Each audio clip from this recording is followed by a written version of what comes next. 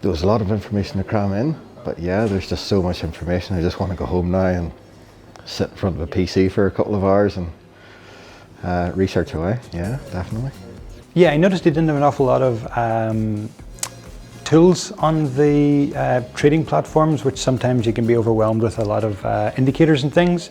So I think it's encouraging me to keep it simpler. I think you've covered it well there. I just think that he explains everything in great, and the setup with even the community of even going into the online thing and actually even able to ask questions directly to Philip or somebody else on the community, I would say would be very helpful. I'm very happy for all the presents as well. Thank you very much.